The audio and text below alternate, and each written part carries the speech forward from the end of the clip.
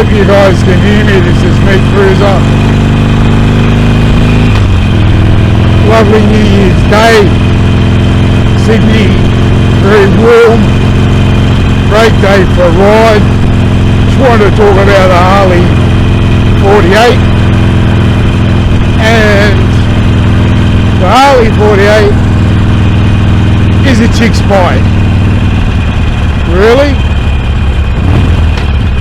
Okay, so let's talk about that. The Harley 48 is not a beginner's bike. It's not even the junior Harley. You've got a 500cc Harley, you've got a 750, you've got an 883, and somewhere in the middle of the pack is the 1200 Sportsters.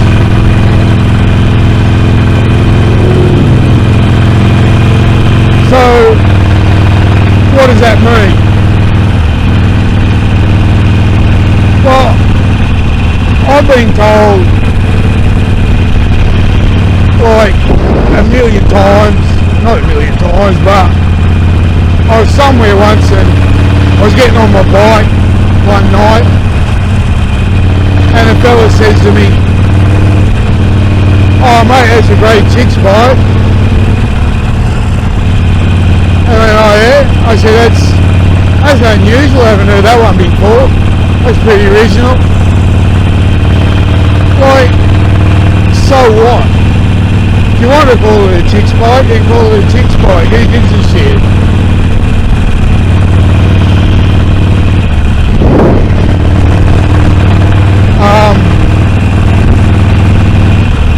The Harley 48's got a lot of positives going for it.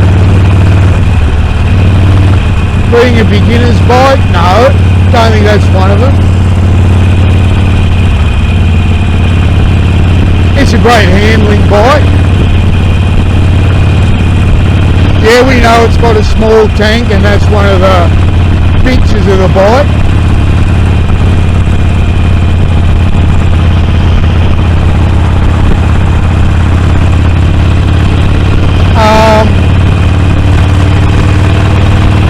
But apart from that, it's got a good proven motor. The 1200cc motors are good, been around for decades, it's been refined and proven, so great motor. The other good thing the 48's got going for it, for me anyway, is it feels like a Harley. It's rough, it's a bit raw.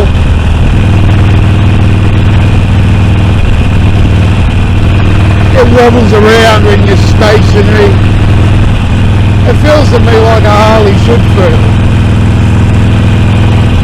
It's fine if you want to go on the highway, no dramas. And I think it's a good step up if you've been on a 750.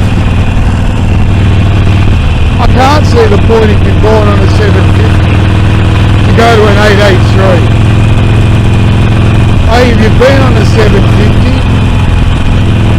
you head straight, I reckon, for one of the 1200s. Now I've ridden a fair few Harleys. I actually had a Softail Slim, 107 cubic inch, and I had this one. But for financial reasons, I had to sell one of them. And my decision was to keep the 48. The reason I love the 48,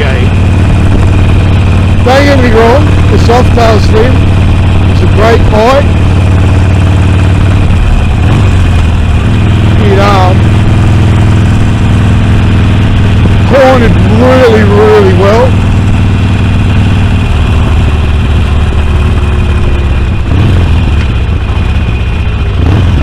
But for me, I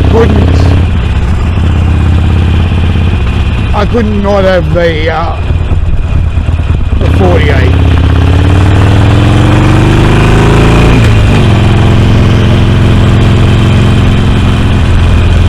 find the 48 around town is so nimble, reasonably quick because of its lightweight, like 250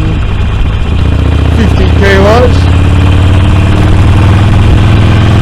I did put these Z bars on them, which to me made like a big difference.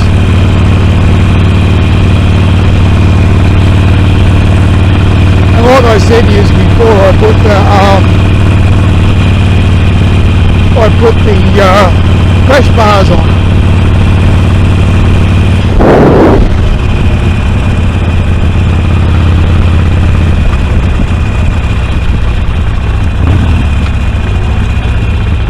But I'm only running the Screaming Eagles on this bike, and I think they're loud enough. Screaming Eagles go fine.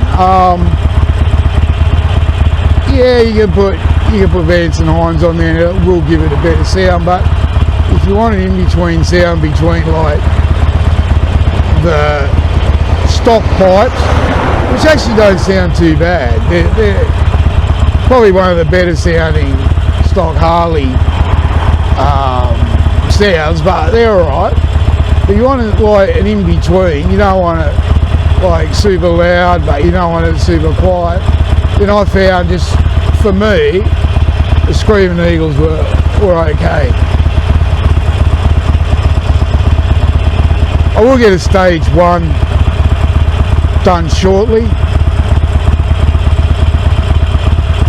We're going to get a green arrow.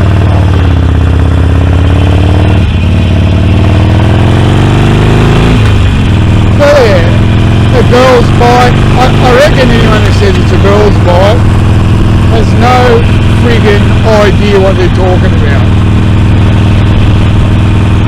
Now, the clubbies are always going to like the bigger bikes, you know, by the Fat Boys, the Heritages,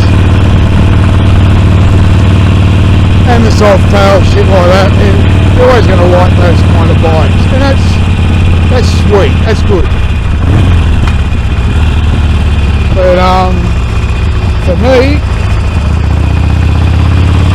I'd have to say this is my ideal bike.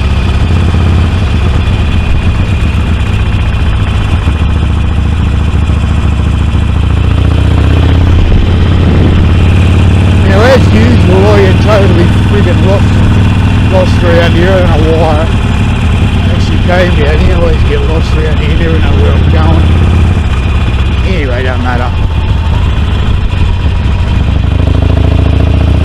So the other thing I want to say is, like, where does Harley go now? Like, they're bringing out an electric bike, they're bringing out these street fighters, they're bringing out adventure tours, they're bringing out all these sort of things. Supposedly even going to bring out a 250, which is going to be, I think, for the Indian market or something. We go past the prison.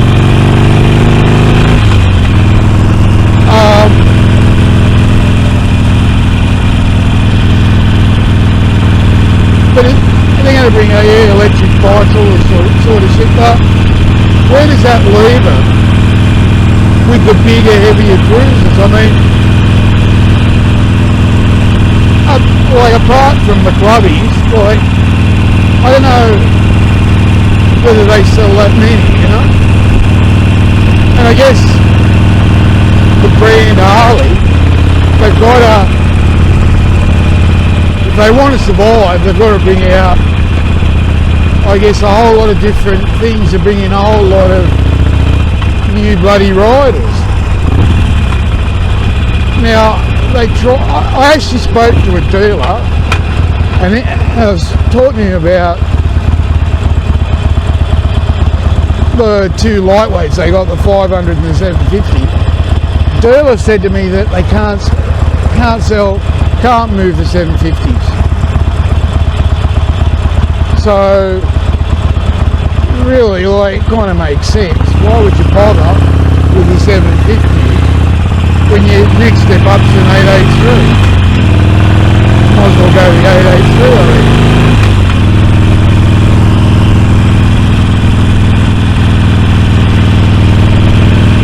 Anyway,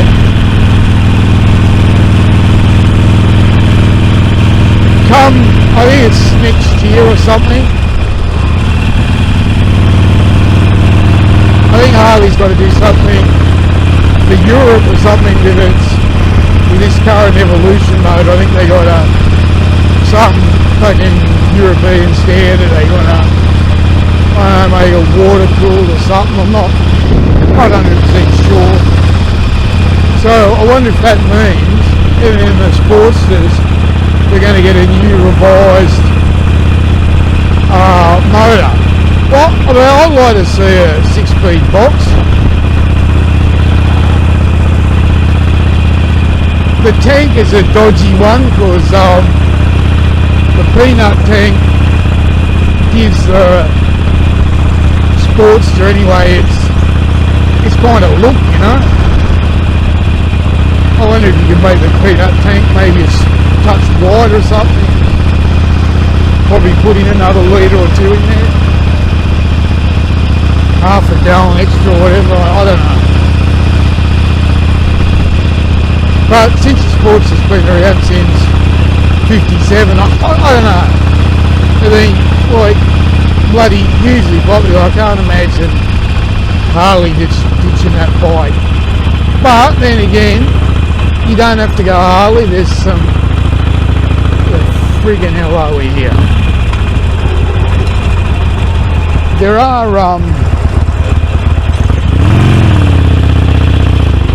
are other brands of bikes that are really good, and I've ridden the Vulcan, and that was a really nice bike, very comfortable cruiser. You could go to sleep on the Vulcan. It's so comfy.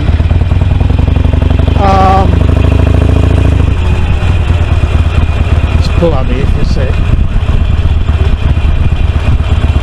Yeah, where does like if you're after alternate cruiser, you could go the Vulcan. One I was pretty disappointed with was I rode a Suzuki 800, what they call it, and it was pretty shit power wise, and well, it was only 800 I know, but had a 6-speed box, but power wise it was pretty shit, and to me it was pretty top heavy. Honda, well, I had a Honda Ace, Shadow Ace, I don't know, 1996 or something model. It was 20-year-old when I got rid of it because it had too many problems after a while, but that was a really good bike. I reckon Honda missed the boat. They should have kept up with their 1100. They should have made a belt drive, but they're a really good bike, and anyway, they pissed that off, which I reckon was a big mistake.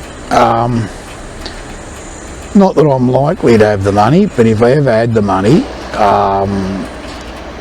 I would keep the Sportster absolutely, and if ever had the dough, I'd buy the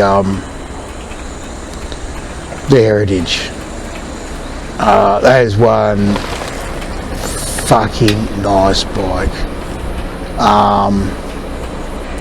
The only problem I've got with bikes like that weigh into the 300 kilos, I've got really fucking dodgy knees, so backing a heavy bike up for me is not the easiest thing. I have to actually hop off the bloody thing and back it up with the handlebars. But yeah, if that's why it makes this bike kind of perfect. Anyway, there's my thoughts on the 48. Great bike. As you can see, I'm not the tallest bloke in the world. I'm 5'8". I can flat foot it, even though it's a 705 mil seat height. But I've got another video on that where I show you my Softail Slim, which is 650 Yet I found that harder to flat foot because it had a really big primary. It's got a really small primary. I know you can change the primary cover, but anyway. Alright, well, this is Matt Chris is saying ride safe, enjoy your riding, and I'll talk to you a bit later. See ya.